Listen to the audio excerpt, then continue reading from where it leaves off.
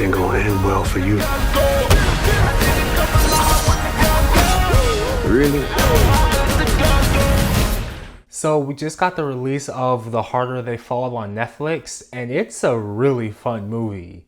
Hey everyone, welcome back to the channel. My name is Brandon, and this is Film Flare, where we discuss anything and everything that makes film and television great. So be sure to subscribe, and let's talk about a great film.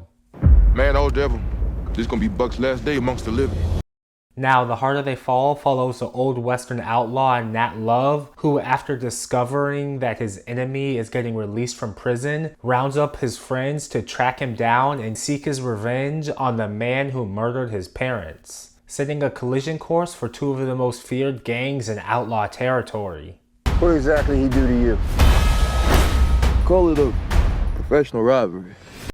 This movie was both written and directed by Jeymes, and this is only his second feature film to his credit. But interestingly enough, his first movie was also a Wild Wild West reimagining similar to this one. So much so that both movies feature some of the same characters from both the Nat Love and Rufus Buck gangs of the time. That first film didn't really receive all that much love, so this one is a shot at redemption for Jeymes, which he absolutely nails. There's just a ton to love about this one.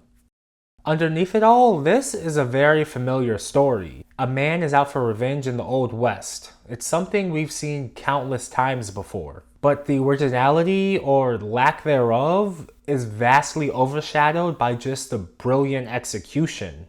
From the directing and cinematography, to the ridiculously talented cast, to the dope soundtrack. This movie checks all the right boxes. There was just so much style to this movie that the story could honestly afford to take a back seat. And its simplicity allows you to focus on everything else.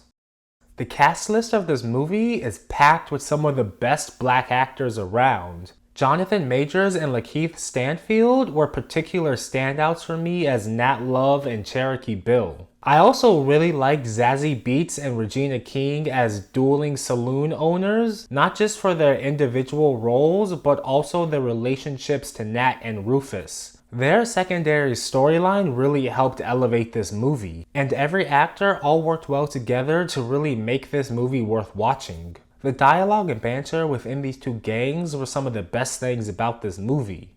Now that's some unscrupulous shit. Some of these characters definitely were not good people, but the actors' portrayal of them really kept some of them from just being downright despicable.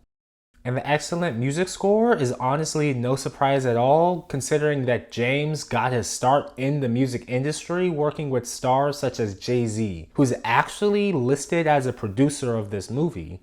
But the real surprise were all of the on-screen visuals. The cinematography in old westerns is always important for a good movie, and they absolutely nailed it in this one. From the wide shots out in the open to the framing of the characters on screen. That, coupled with the great set designs and wardrobe, really made every scene come to life. And I just think it's hilarious how they use the color palette to contrast the white town of Maysville against all of the others. Everything just looks incredible on screen, and the directing by Jeymes really puts everything together seamlessly. But one thing I wasn't expecting was just how surprisingly violent this movie would get at certain points. Now let it be known that I don't particularly enjoy violence. That being said, you are currently in company of extremely violent individuals. I mean, there's a double murder within the first 5 minutes of the film with no explanation, and then another one 5 minutes later just to remove any doubt of what type of movie this is gonna be. I mean, if a movie has to open with these title cards, you know things are about to get serious. But I guess any story about Nat Love and the Rufus Buck gang is bound to get bloody at some point. I just wasn't expecting this movie to push Tarantino levels of violence. But I am glad that it wasn't so unnecessary as to distract from the actual story. And speaking of those opening title cards, it's an interesting choice to tell a wholly fictional story based on entirely real people. But it does give the movie a unique amount of freedom while keeping some elements of realism to it. And this movie made an abundant use of creative liberties that I'm actually not mad at.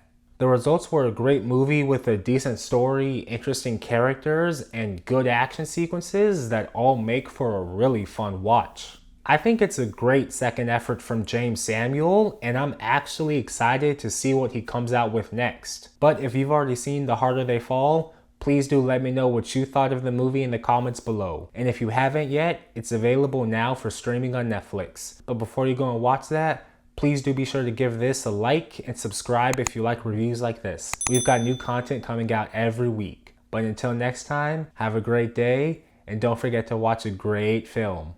Bye. This is a wanted man.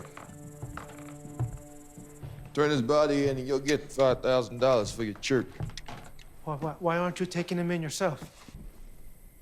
I'm worth 10.